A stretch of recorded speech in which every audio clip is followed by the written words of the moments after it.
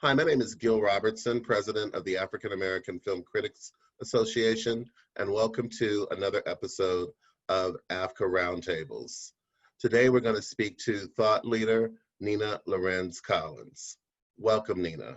I'd like to introduce you to the members that we've assembled today. We have Kathia from Philadelphia, Ronda from Atlanta, Merecedes from Pittsburgh, Thomasena from Philadelphia, Rebecca from Chicago, and Carla from Los Angeles. Without further ado, let's do this. I'm Carla, Renata, the Curvy Critic, like Gil said, in Los Angeles. And, you know, before you popped onto the call, people online on the meeting were discussing the funeral services and activity that's been surrounding the death of George Floyd. And as a mother or as a woman of a certain age, how do we navigate all of the feelings that come with this? Because the last couple of weeks, I'm not gonna lie, have been really hard for me personally. I'm caretaker for my mom. My mother's 81 years old. You know, I can't protest. I can't do any kind of social distancing because we're still in the middle of a pandemic. Yeah. And all of that is really difficult to navigate. So I'm just wondering, from someone coming from the vantage point that I'm in, what advice would you have for us to circumvent and navigate during these times with all of that going on emotionally to stay safe and sane? Yeah, I mean, it's crazy difficult, obviously. And the first thing that strikes me with your question is, of course, for women our age, women over 40 or 50, we often find ourselves in, you know, what's called the sandwich generation, right? So I don't know if you have children, but you have an older parent that you're caring for. All right, so you don't have children, but lots of people, I don't have living parents anymore. And actually there are moments when, I mean, I really miss my mother every day, but there are moments when I feel grateful, because if I had to deal with 4 teenagers and young adults and aging parents, I don't know that I would survive it. It sounds so hard. So dealing with caring for people coming off of COVID and going into what we've been going through for the last few weeks has just been brutal. I personally made the decision. My kids wanted to protest and I wanted to protest. So even though we were quarantined, we kind of made the decision that anyone who wanted to go out and protest should, and we would just deal with the risk of it. And my daughter Ruby, who's just graduated from Wesleyan and is a film major and is very much kind of following in my mother's footsteps, she's been really on the streets, and she just got a negative COVID test today, so we're kind of relieved because she's back home. And my boyfriend's here and he has high blood pressure and he's in his 60s, so it was really stressful. But that decision, I think, of this is too important. It's that whole idea of, you know, racism is an epidemic too, and which one is worse, and we felt like we really had to go out. But I also feel in this time, what I've been really telling the women in our community, because everyone is struggling with all these issues of your bubble, right, and who's in your bubble and how do you, I really feel like COVID has been an interesting experience to really think about boundaries and to really have to respect each other's different feelings about limits, right? So like only you can decide, you know, only you, Carla, can decide what you are willing to do and not willing to do. And everyone pretty much just has to respect that in this moment, because there's no clear right or wrong. There's so much about this virus we don't even understand, right? So I've found it kind of an interesting gift. I've been home I have 4 kids, and 3 of them are here plus someone's girlfriend. So I've had like 4 20-year-olds in my space when I was not used to, I'm an empty nester, so I have not been used to living with kids in quite a while, and really never thought I would in this way. I mean, this is like months now. And in some ways it's been a gift, right? Because I'm getting unexpected time with my kids, but in a lot of ways it's been a real moment to be like, okay, we're all gonna get really good at boundaries, because like I wasn't expecting you people in my house anymore, and we all have to figure out, you know, what we can do and not do. So yeah, it's been a challenge because, you know, I'm extremely paranoid about going out and bringing something back into the house to my mom. Understandably, your mother's paranoid about that. So I go through this whole process where when I leave, I go out every 2 weeks and I go to the grocery store and I literally just drop everything that I have on in the garage, throw it in the washer, sanitize everything before I even come into the house, before I go out, you know. I mean, you But should not be hard on yourself. You're not being, I mean, you're being super careful. So I guess you'd be rated, maybe what is, I don't know, is it 1 to 10? You know, you'd be rated very high on the careful. Like I'm probably like a 6, but that's not bad. That's just how you've decided to manage it, you know? Yeah, it's all good. But thank you for speaking to that, because that was the major thing that I wanted to speak to you about. Yeah. So thank you. Sure, of course. Good afternoon, Nina. It's Thomasena again from Philly. Hi. I just want to say first, thank you. I actually signed up to your site yesterday and started going through the community. Yes, thank you. And thank you for the free trial, but I am going to continue with it. I appreciate that discounted rate. Oh, good. Please post. We want to hear your voices. And before you ask me a question, I just have to say that was so amazing in Philadelphia, the turnout. It was so heartening to see. It was like, I protested whatever it was 10 days ago in Harlem at the beginning of this. And I really felt kind of depressed at the end of the day and demoralized. It really felt like, really, again, you know, it was just so, and there was so much anger and it was just really sad. And now as the week has gone on, I hope I'm feeling heartened. I mean, it's amazing, all these people that are showing up. And anyway, so Philadelphia helped me feel better. So it was an amazing turnout. Yeah, it really was. Yeah. I read that you described your mom as being not as present in your life, in your childhood, but that you came to know her better and understand her journey better through her films and her writings. It kind of reminded me of the film that came out earlier this year, The Photograph with Issa Rae. I don't know if you've seen that, but her character also had a mom who wasn't as present, distracted, that she came to know later in life through her art. Can you talk about that process a little bit, if it impacted you creating this community of women to help, and also if you've come to that place of forgiveness that you mentioned was within reach back in 2016? These are so many good questions, and I have so much to say on this subject. So I'm going to start on the, let's see. First of all, I should say that in Notes from a Black Woman's Diary, the second book I published of my mom's work, which I edited, I included her 1974 screenplay, which is called A Summer Diary. And it's the first screenplay she ever wrote. It's never been produced. And it has been optioned now by Issa Rae, which is amazing. So, and it's in development. I know, it's really cool. So Angela Flournoy, who wrote The Turner House, is working on a screenplay, and, you know, fingers crossed. It's very, very exciting. And I like the Issa Rae people, you know, what I've dealt with them so far. That said, when I saw the photograph, I was super disturbed because, I mean, and I've never said this publicly, and I don't really know that any of you should say it publicly, but I'm just going to tell you because we're sitting here talking. You do whatever you want with it. I really think it was slightly plagiarized. There are some lines in there that are very, very, very similar to my Vogue article that I wrote in 2015 about my mother. And certainly that character in that movie, I think it was inspired at the very least by my story.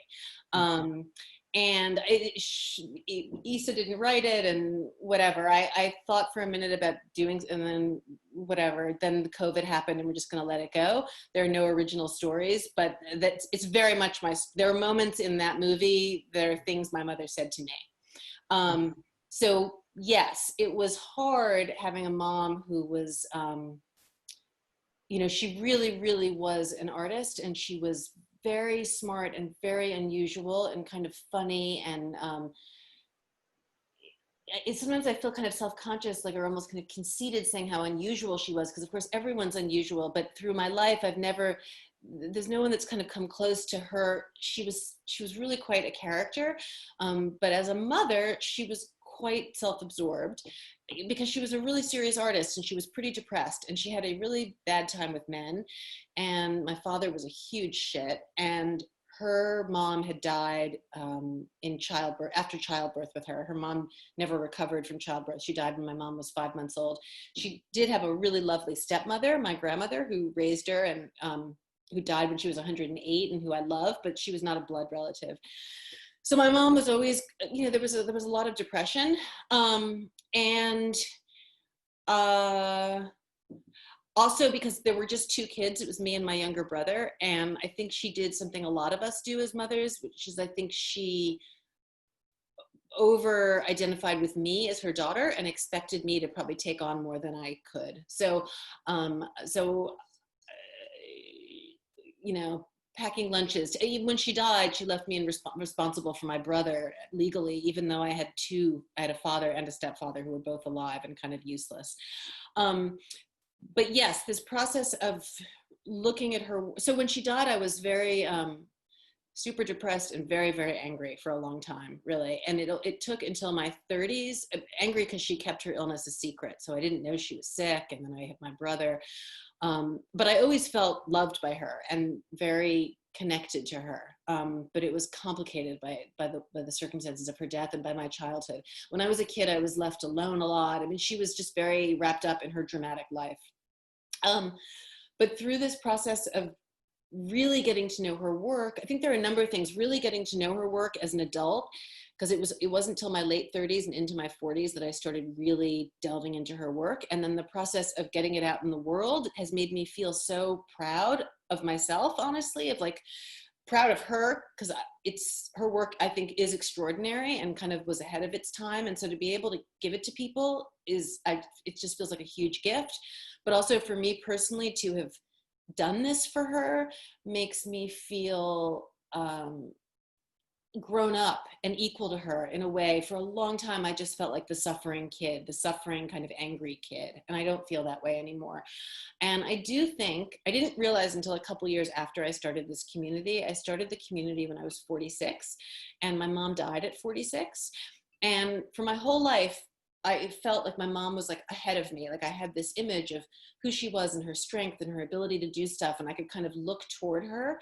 But when I turned 46, I realized I didn't know what she would have been like at 50 or 55 or 60. So I no longer had a model. And in some ways that was very freeing. Which was a kind of good feeling. You know, people always talk about that idea of like reaching the age when your parent died, and that's so scary. And I actually felt kind of liberated by it, but I also think that I created the Wolfer Group in a lot of ways to have a mother and sisters and women who could tell me what the journey would be like going forward. Because that's really how the group functions in a lot of ways. It really genuinely feels like a sisterhood, as kind of corny as that sounds.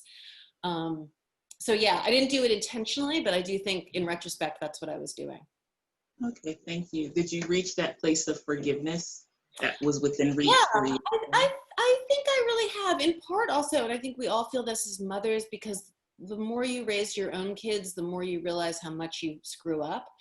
And I always say to people with kids, I think it's easy when they're little, or even when they're like 9, 10, 12, you always think, oh, like, how hard is this? You know, you feed them, you take care of them. But I think when kids hit around 20 and they start to reckon with their own flaws and problems, and they start to be mad at you about the ways you screwed up, I think that's when you realize, that's when you start to be able to be more forgiving of your parents.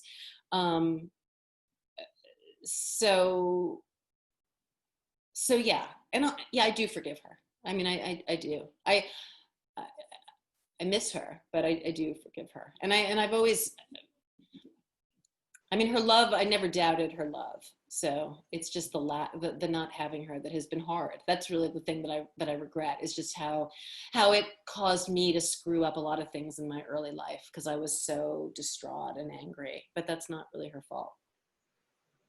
Thank you very much for that. Sure, thank you. Hi, my name is Merecedes Williams. I'm from Pittsburgh, Pennsylvania, film critic based here, known as the movie scene queen. So I want to thank you for being here with us today. I know that I was looking at some of the other women as you were telling the comparison between your life and the photograph, and we were just like, wow. So I know, it's a little bit of a weird thing. I mean, basically the woman who wrote it, what's her name? Stella McGee. Mm-hmm. You know, I really felt weird coming out of the film. And I went because Issa's team invited me. So I was at the premiere in New York at the Standard. And then there was this, it was on 23rd Street. Then there was a big party at the Standard, and it was super fabulous, obviously. And Stella McGee and those gorgeous actors were there. And, you know, I felt like, do I want to make noise about this? Like, she's a Black woman in Hollywood, and I did have my lawyer write a letter to Universal, and they claimed that Stella wrote the first draft of this before my Vogue piece. And then really COVID happened, and I decided, I mean, I'm really not a litigious person anyway, and the money that goes into litigation and the publicity, and I just was, for a few weeks, I was super upset because it's just wrong. And I did go. That's your story. And it's my story. And I did go see the movie, and my boyfriend and I went to theater in Harlem, and we like wrote down the lines, and I went home and compared, you know, but proving copyright infringement is hard. And I mean, I don't have a doubt that story was inspired by my story and by my Vogue piece. If you read my Vogue piece, there are two lines. I mean, I wasn't planning on getting into this with you, but you asked, and you'll see in the community, I'm not a person who has a lot of secrets. I'm pretty straightforward. So there's, in the movie, Issa Rae's character is reading the letters, and in the letters, the mom character refers to Issa's character as My May.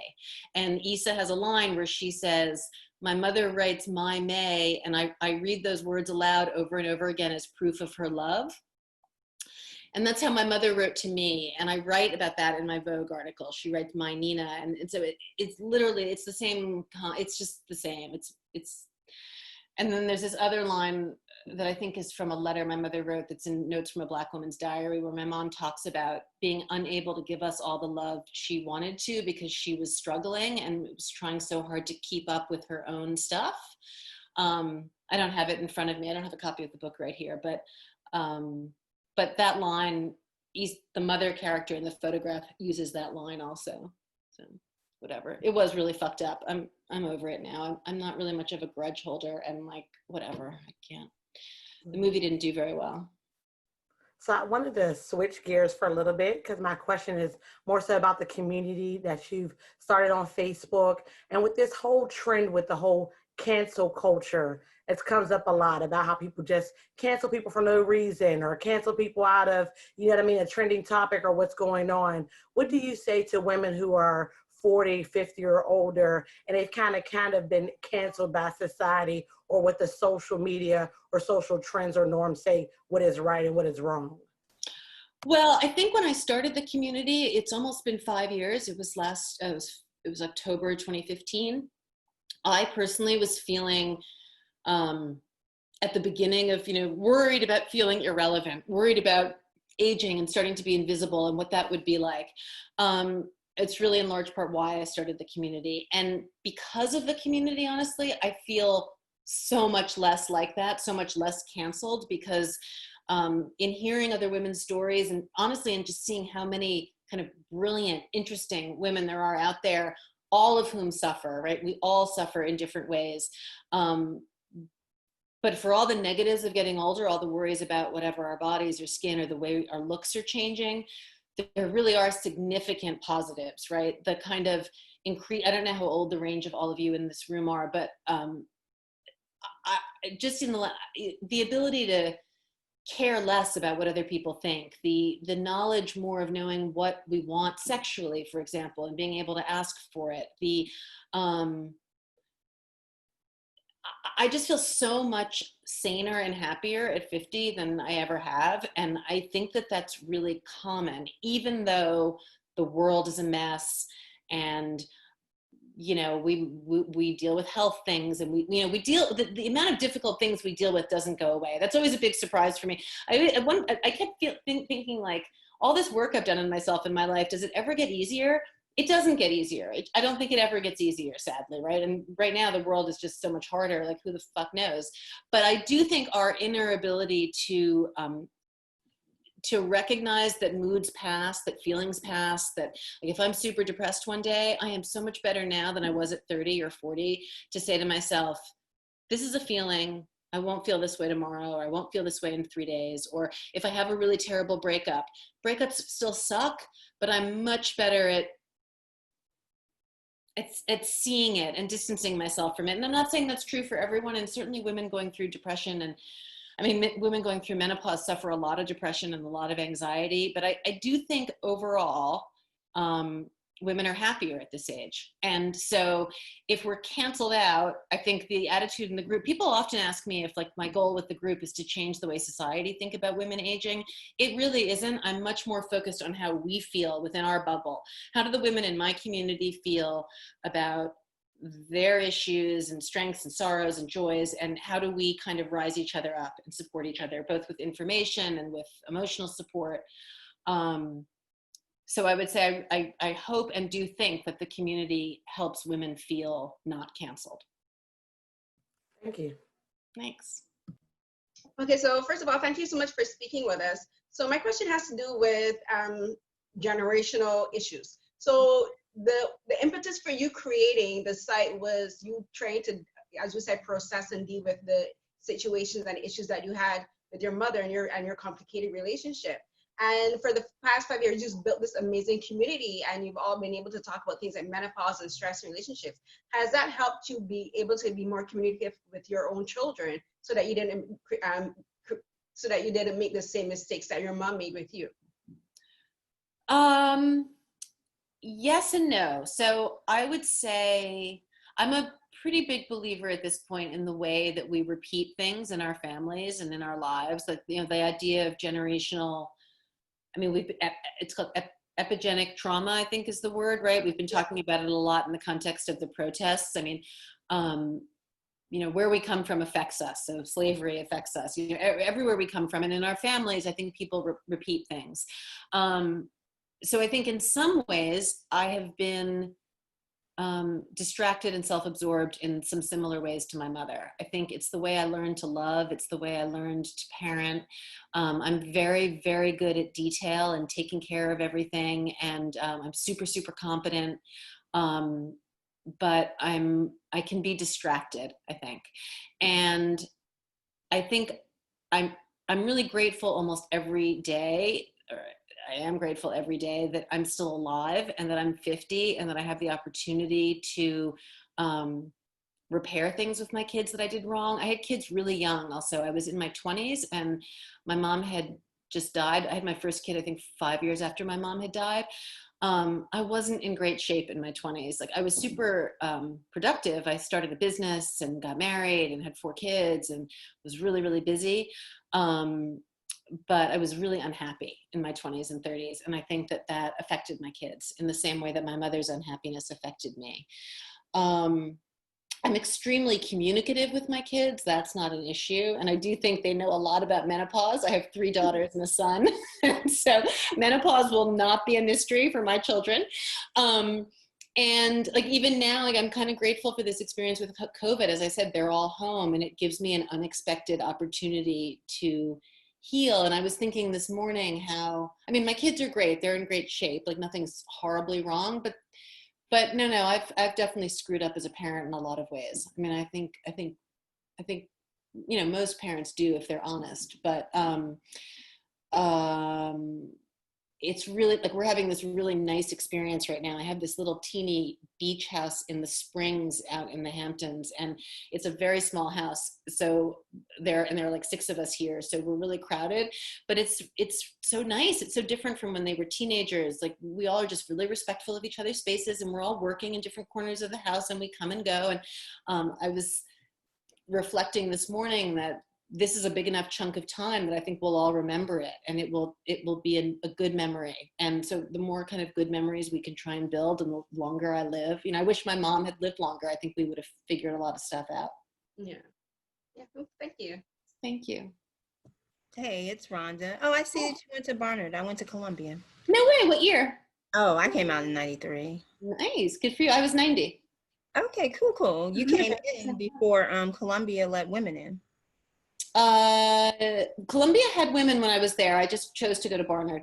Oh, yeah. Oh, no, I took classes at Barnard. I felt more affirmed at Barnard than at... Yeah. It's funny. I actually spoke this week at my Barnard 30th reunion, which was such an honor. You know, it was on Zoom, obviously, but Barnard was hugely important for me. I love Barnard. I didn't have a lot of friends. My mom had died. I was working like 30 hours a week, but as an institution, I think I really would have been a different person if I'd gone someplace else. I felt it was very empowering.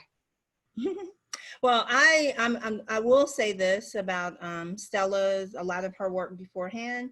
She is in a lot of her work. I mean, the mother-daughter relationship is very centralized. So if you've seen, like I've seen all the feature films she's made. I don't know that I've seen any, actually. Yeah, So. if you watch The Weeknd, if you watch even with Gina the Joneses, like mother-daughter, that mother-daughter dynamic is very central to her work as a filmmaker. Mm-hmm. So it's something that like she's I liked the movie, actually. I probably thought, that you didn't know that. So no, that's helpful. Thank you. That's one of her things. But talking about that, what responsibility do you think popular culture plays in how we view what a mother is, or what, a woman of a certain age is? Because I think a lot of times, even in difficulty, and I mean, I've told only one person, but I lost my mom in February. Oh, I'm so sorry. We didn't have a great relationship, but over the years, but then like in this journey, you learn and you go to appreciate like the things you expect now were just not possible then. Yeah. So a woman who wanted to do things that were different from what people wanted you to do, you didn't have that option. But then you have like, your child or society judging you through the context of their own eyes and not through the context of your own time. Yeah. I think that's really, really true. And I do look at my mother with enormous respect. I mean, she was super dedicated to her. It was her whole life writing. Like, she just wrote all the time. And I wish I'm nowhere near the writer she is. She was really incredibly talented, and we're so lucky that she focused on it as much as she did. And so, but your original question though is how are mothers presented in our pop culture? Like a lot of times, the images that we see of mothers all the time are like either they're absolutely idealized or they're absolutely demonized. So we don't get to see a lot of the middle ground where the woman is negotiating her space and trying to figure out how to be the mother, sometimes the wife, or how to like excel in your career. I mean, I think Everywhere kind of touched on that, but I think overall we don't see enough complex portraits of women. I think that's very true. I mean, I guess one thing you can also always say about mothers, right? It's D.W. Winnicott, the idea of the perfect mother or the good enough mother, right?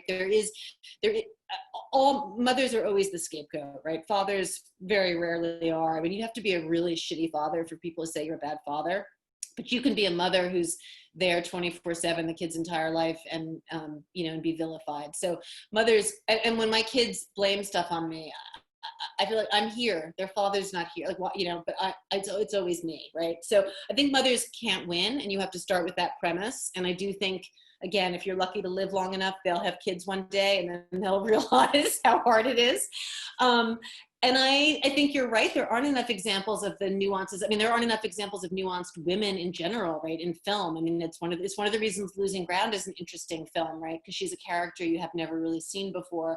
When you were talking, I was thinking about the Rashida Jones character in Black as Fuck, who, it's a funny show, but she's kind of interestingly nuanced, right? They're also kind of hostile and crazy to each other, but then you see her with their moments with her daughter or her kids where she's very real. And although you don't have a sense in that show of her own separate identity from the family, she's fully kind of immersed in there.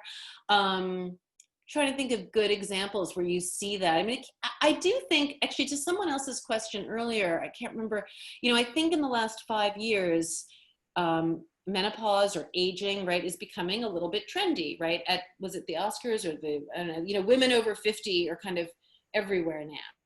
And so there are more roles, it seems, and more conversation. Gwyneth Paltrow is talking about menopause. They have commercials like It is becoming, like when I started this community, there were not any communities like it, and now there are tons. And as we try and figure out how to grow, you know, one of our strategies for growing is we're trying to figure out if we can align with other similar groups and maybe bring them in, because we now have a platform where we can host communities. And there's a lot of stuff out there for women our age. So I do think and hope that there'll be more roles for women. But I guess I think being a mother is just really incredibly complicated. I mean, you know, it's like there's just no way to win. There's no one way to do it, and there's no right answer. There's some wrong answers, but not, don't whatever, set your kid on fire. I mean, there are obvious things we don't want to do, but the emotional complexity of it and trying to live your own life, and particularly then also if you're trying to be an artist separately, if you're trying to be a Black female artist, I mean, that's hard, right? Issa Rae doesn't have kids, right? I mean, it's, Ava DuVernay doesn't have kids, right? It's hard. So yeah, my answer to this really is kind of where I feel like I am now. For the most part, I have an empty nest, and I'm so grateful to have like some private space. My kids are like, knock on wood, graduated from college, alive, they can work. I can kind of take a little space and look at what I've done and try and do better going forward and be a good, aging role model. Thank you. Mm-hmm. Well, I'm Rebecca Ford. I'm in Chicago. And my question for you is about process. I'd really like to hear, and then I had this idea and I had to do this, and then I had to test this, and I had to go out and find, people who could speak on these topics. And this is the way I found them. And then I did the app, and then, just sure. Like, how did all of this come together? Yeah, no, I'd love to talk about it. So I should say, I think I'm kind of naturally entrepreneurial. I've only ever really worked for one company in my life. When I graduated from Barnard when I was 20, I went to college early, and I got a job as a book scout in New York for European publishers. It was just a one-woman little operation. I worked for this woman for a couple of years representing foreign publishers and film companies and covering the American book market. And then I left her and I went to work at St. Martin's Press for a year as the foreign rights manager. And when I was 23, I quit that job and I started my own scouting company. So like my first job out of college, I got a small Dutch publisher who paid me $1,000 a month. I had one of those boxy Macs that were like really big. And I just started this business out of my apartment. And that business became quite successful. I did it throughout my 20s. I ended up representing Bertelsmann in Europe, Santillana in Spain, Scott Rudin, MGM. It was very kind of glamorous for a young woman in her 20s. Like I represented all these European publishers and some film companies, and I had 5 or 6 women working with me, and we reported on the American book market to these publishers. So they would, buy a book and publish it in German or Spanish. It was great. It was a very social job, it was all about networking and getting people to give you information before they gave it to someone else. Like, so I needed to know, like when, Memoirs of a Geisha sold to Grove Atlantic, it was my job to know before anyone else that it had sold and to get the manuscript and to send it to Germany. So it was a little bit like being a reporter, and a shopper. And I was who knew, but I was just very well attuned to it. And, but ultimately I felt like it was a little bit vacuous. Like the job was really to go out and have drinks with people and get people to become your friend, publishers and agents and editors. So when I turned 29, I did the company for 6 years. And at around 29, when I was pregnant with my twins, I shut it down. I announced to everyone I was going to take 6 months off and take a break. And I ended up taking 2 years off, and then I came back as a literary agent. I decided it would be more intellectually interesting to start a literary agency. And I partnered up with a guy named David McCormick. Sorry, I'll try and rush through this, but it's just to give you a sense of he had been an editor at the New Yorker, and we started a literary agency, which I did in my 30s. So I'm entrepreneurial at heart, and I shut down that agency a little after I got divorced in my late 30s. I kind of decided I was really sick of book publishing, and book publishing was changing a lot with Amazon, and I wanted some sort of new challenge. And I started writing. I wrote a little bit for Huffington Post. I wrote a piece for Elle. I was doing a lot of therapy in my late 30s after my divorce. And then I went to graduate school at Columbia. I enrolled in a program, a master's in something called narrative medicine, which is kind of not really a field. It's a new field, and Columbia is the only place in the country with a master's program in it. It's kind of the study of how we tell the story of death and dying, how we communicate with healthcare practitioners and how they communicate with us, and how we all experience the loss and the failings of our bodies. And I was interested in this because of my mother's breast cancer, because she had kept her illness a secret. I had always been kind of interested in death, and this program gave me a kind of legitimized way to study these things. So I did that program, and at the end of it, I ended up working for 3 years as a consultant at a hospital in Brooklyn called Maimonides, and I was developing end-of-life care programs and kind of empathy programs for residents, and doing special projects with nurses. So I was kind of like this kind of all-around like communications end-of-life expert at the hospital, which was really, really interesting. I'd never worked at a big place. So it was during that time that I started the community. And I started the community completely on a whim, right? It was not meant to be a business. It was like, I invited like 40 of my best girlfriends. I invited them in, and it was secret at the time. And people could only get invited if someone in the group invited them. So it started to grow in a really crazy, wonderful, organic way, where it was like, boom, boom, boom. People would just come in. Friends were inviting friends. And it was like this instantly very, very funny. It's different from what it is now. It's completely evolved. In the beginning, it was truly like the funniest, smartest place I've ever experienced. Like the first 2,000 women were all writers for the most part, and they were just it was kind of feminism. And the idea was kind of just like, let's talk about our aging lives in an irreverent way. And it just had a kind of magic to it that was weird and unexpected. And I would go to like cocktail parties, and people would whisper to me about threads, and we just became obsessed. So then I was like on Facebook all the time. And about a year into it, I was like, Jesus, I can't be on Facebook all the time. This is embarrassing. I had quit my job at the hospital and thought I would try and write some more, but Facebook like was taking over my life. And people kept saying you should turn it into a business, because they knew me as someone who was an entrepreneur. But I honestly felt like this isn't a business. This is too hard. I don't know what this business is. I'm not an internet mogul. Like we'll lose interest in this, was what I thought. I thought after like it gets to be a certain size, it'll go away. So because I knew the book business, I somewhat cynically, certainly strategically, was like, maybe I'll write a book, because a book will take a certain amount of time. And if I can get a book contract, I'll at least get paid for some period of time while I'm spending all my time on Facebook. And then by the time the book is done, the group will have disappeared and I'll go off and do something else. So I wrote a book proposal. And probably it should have been assigned to me, because the book proposal was insanely easy to write. And I've tried to write other things that are not at all easy. And books are hard, as we all know. But this book proposal kind of wrote itself. And basically the idea was like, what do women our age talk about? And what's it like to be aging? And, what are the subjects so sex, work, kids, money. Wrote the book proposal, sold it to Grand Central, wrote the book quickly in like 8 or 9 months. And the group just kept growing. We went through the election, 2016. We got a lot of people through Pantsuit Nation. Somehow the Facebook algorithm just started spitting women out at us. We were just getting tons of requests every day. Then we started naturally doing things like having events. Like I invited Sandra Singh Lowe to New York to do an event with us. Really, they were all organic. It was like, oh, we're all loving each other so much. Let's have a book reading. We did a clothing swap. We went to Babeland and bought sex toys together.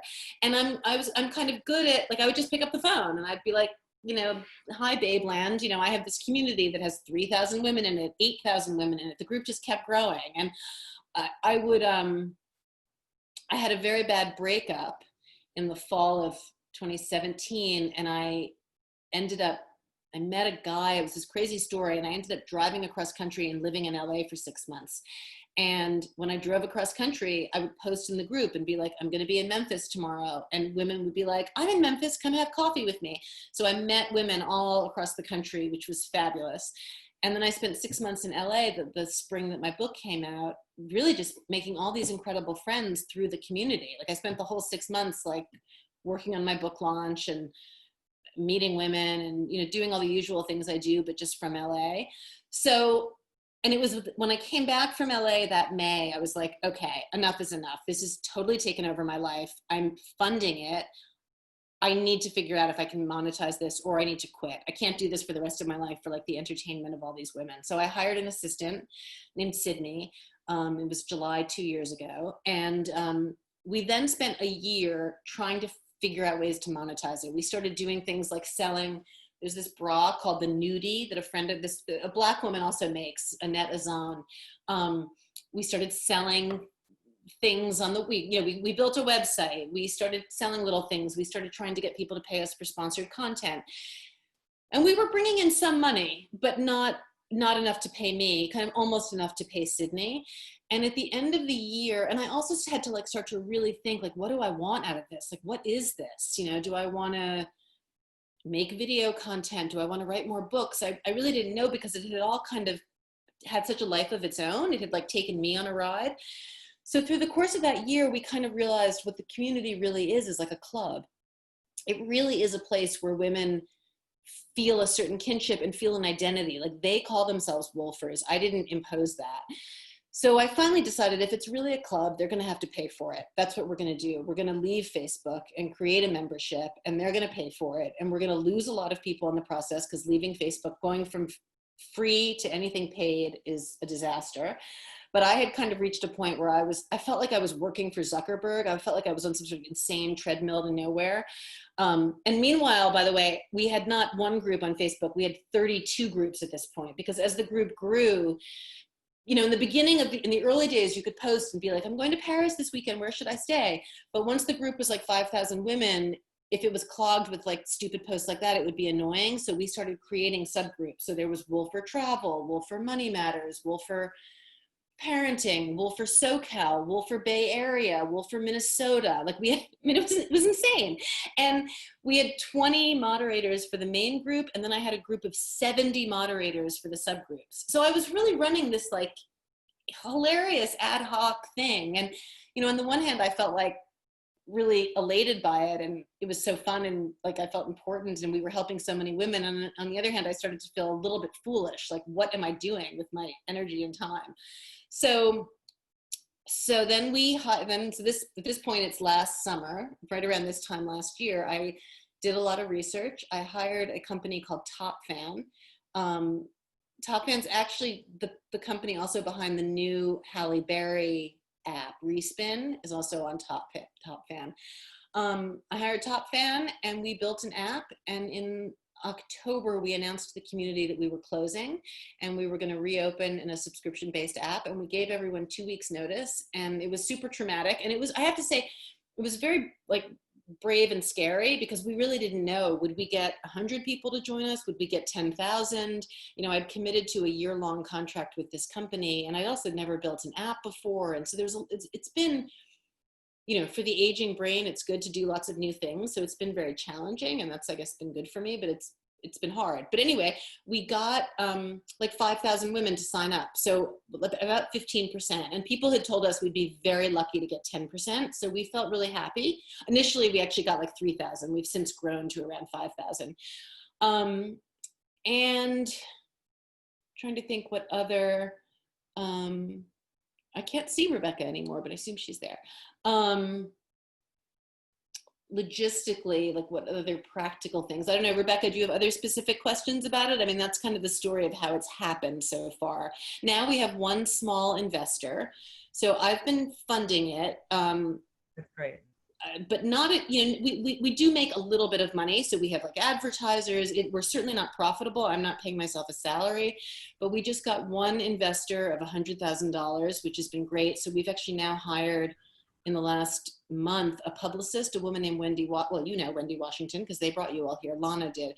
So we've hired a publicist, and we've also hired a part-time ad salesperson to try and help us get some advertisers and sponsors. Sydney and I have been doing all of it ourselves until now, but I'm really not a good salesperson. I'm really bad at like like if you put me in touch with a brand, I don't really even know what I'm asking for. So we've done some of that, but now we have someone who's better at it. And we don't pay for content, or hardly. We pay like $50. In fact, if any of you wants to write for the site, let me know. We'll do our best. But we basically pay like $50 for pieces and a tote bag. So we're trying to raise money. We really, really would like to raise like $1 million. We kind of know what we would do with it and how to grow. And that's also new to me. I've never raised money. I've never dealt with VCs. So that's kind of not in my wheelhouse. And we have a small advisory team. So that group of 20 moderators that was on Facebook has now shrunk. There are 5 women who are kind of the core team who kind of advise, but it's mostly me and Sydney and this woman, Sherry Brennan, who's our investor. Well, all right. Well, thank you. You know, I think you really should think about writing about the process, right? Because you've been brave enough to take this great leap. And I think other people wish they were brave enough to do it. And so like just hearing somebody else's process and knowing that it's going to be hard, but it's doable, I think is much appreciated. Oh, thank you. You know, honestly, what I say all the time is so true, that I really have done it. I really resisted it for a while because I knew that as a business proposition, it was going to be crazy hard. And it really is. Like, I don't know if we're going to succeed, but the women have been so great and I've gotten so much out of it. And they have, like, I feel like if, you know, like really just objectively, like I know that this community has helped women have better sex, make a lot of friendships, be able to be honest without shame about things like vaginal atrophy and erectile dysfunction. Like, we've really helped women, and I've just gotten so much personally out of it. So it felt like it was too interesting to walk away from. So I try. Yeah. And we care about all of those things, and we care about the character development / professional development aspect of it as well. So. Thank you. Yeah, no, it's been quite a journey. All right, I'll think about writing about it. Thank you. I actually want to write a piece.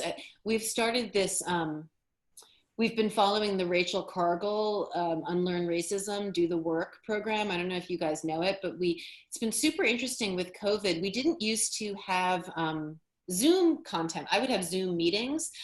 But since COVID, we've started having these Wolfer conversations and Wolfer interviews where, like, I'll interview an expert or we'll have a conversation, and it's really opened up. It's like it's been really successful and interesting. It's made me actually think we might have like a slightly different business model. Like, it's been, I don't know why we didn't think of it before, because it's been a great way for women all over the country to meet and come together in virtual rooms and talk about high and low. Like, we had a conversation last week about passing, like racial passing, but then we have a gardening group every 2 weeks that's really successful. But we started 4 days ago doing the Rachel Cargill program every day at noon. And it's a big commitment. It's a lot of work. It's like we do it every day and I facilitate it, and whoever shows up, and we have a recurring link, and we've had about 30 women every day coming on, mostly white, but not all white. And, you know, we have a lot of different women in the community, but the women who are coming here, largely white women who want to like learn about their racism or learn how not to be racist. And it has been such an interesting experience, and I really want to write about that. I'm not quite sure how to, but it's an unusual place where, because I think we're so intimate in the community, there really is an understood trust. It's not, and also Facebook gets so nasty so fast. And on Facebook, we had a lot more drama, and it was actually very addictive and kind of fun. And a lot of people read it for the drama. We don't really have a lot of drama on the app. It's different. And I think from a business perspective, that could be a negative. Like, it's not as addictive. I kind of think of it as like a girlfriend in my pocket. Like, I go to it when I want advice, when I want to post something. It's more intentional. But these conversations have been fantastic. The women are so smart and really doing the work. And anyway, it's been very inspiring. Hi, Nina. Kathia here in Philadelphia. Ronda kind of like touched on it a little bit. I find that one of the challenges as I am getting older is people wanting to put you in a box. You know, I have my daughter, I got married young, but I have my daughter at 31. Mm-hmm. And people always thought there was like something wrong with me. Like, how are you married, but you don't have a kid yet? And I'm like, because I don't want one yet. And or, you know, I walked away from a really good career. Like, you know, I have degrees in finance and certificates and all of that, but I was not happy in corporate America. I was really, and I planned an exit strategy. And I, oddly enough, speaking of mother-daughter relationships, my mother was just having a fit, like why I would leave this good job and this career. And I had gotten all these certificates, and I managed to climb the corporate ladder in order to do my own thing. And then speaking of my own daughter, I approach things with her 1000%, definitely. My daughter just graduated high school, and my message to her, you got to go to college for you. Your 20s are for you to discover and make mistakes. And I found like we were not given that talk. We were given that go to college, get the job, do things this way, do things that way. Like even we're still having discussions about women not breastfeeding. I was one of them. And my kid is healthy and is fine and in all of these things. Why is it that we're still, as much as we're growing and supportive of one another, that we're still judging each other instead of being supportive about making the best decisions for us? No one ever asks, are you happy? Yeah. Does this make you feel good? Everybody's always worried about how society is going to think of you. I think that's really true. And I don't mean to sound, I think that that's one of the things that the community really does. You don't see hardly any of that in the community. There really is a sense of, I mean, I'm very interested in that question in general. I also got a life coaching certificate when I was doing that master's degree at Columbia. And one of the most useful things, some of those questions that coaches use, like, you know, really drilling down to what is it you want and how is something going to best serve you and best serve the people around you. We very much encourage women to be free of that kind of like societal. I mean, a lot of it we can't avoid, right? Like we feel pressure to look a certain way. I mean, COVID's been interesting actually, because we're not doing all this, like I'm not getting my toes done. I'm not getting Botox. I'm realizing I don't know that I ever really needed all that shit to begin with. So I think some of it is hopefully with age, we just get better at saying, fuck you, I don't care what you think, and I'm gonna do what I want to do. And we also, I think, really need to support each other in that. And you're right, with our children, we need, particularly for girls, like I always will go back to my girls and say, well, what is it that you really, you can trust yourself, like you know best. My friends tease me because I'm a big crowdsourcer. Obviously I have this group.